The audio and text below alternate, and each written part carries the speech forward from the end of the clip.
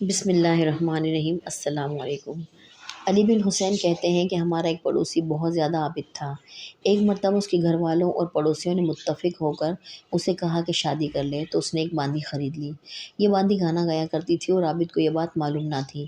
ایک دن اپنی محراب میں کھڑا نماز پڑھ رہا تھا کہ باندی نے گانا بلند آواز میں گانا شروع کیا۔ اس کی عقل غائب ہو گئی۔ پھر رفتہ رفتہ یہ اس کی طرف مائل ہو گیا اور عبادت چھوڑ کر لذتوں میں مشغول ہو گیا۔ یہ بات اس کے بھائی کو پتہ چلی تو اس نے اپنے بھائی کو خط لکھا۔ بسم اللہ الرحمن الرحیم۔ یہ خط ایک شفیق اور نصیحت کرنے والے دوست طبیب کی طرف سے اس شخص کی طرف ہے جس سے ذکر کی حلاوت اور قرآن کی تلاوت کی لذت سلب ہو گئی، خشوع اور اللہ کا خوف ختم ہو گیا۔ مجھے معلوم ہوا ہے کہ تو نے ایک باندی خریدی ہے اور اس کے بدلے اپنا آخرت کا حصہ بیچ دیا ہے۔ تو نے بہت کو تھوڑے کے بدلے اور قرآن کو گانے والی کے بدلے بیچ دیا۔ میں تجھے ایسی چیز سے ڈراتا ہوں جو لذت کو توڑنے والی، شہوات کو ختم کرنے والی ہے۔ جب وہ آئے گی تو تیری زبان بند، ارکان ٹوٹ جائیں گے، کفن قریب ہو جائے گا اور گھر والے اور پڑوسی تجھ سے وحشت کھائیں گے۔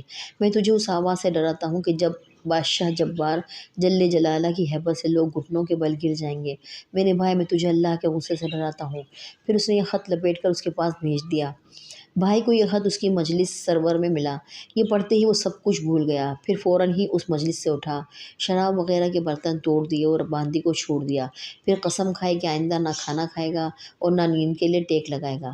نصیحت کرنے والے بھائی نے اسے موت کے 3 دن بعد خواب میں دیکھا اور پوچھا کہ تیرے ساتھ اللہ نے کیا معاملہ کیا؟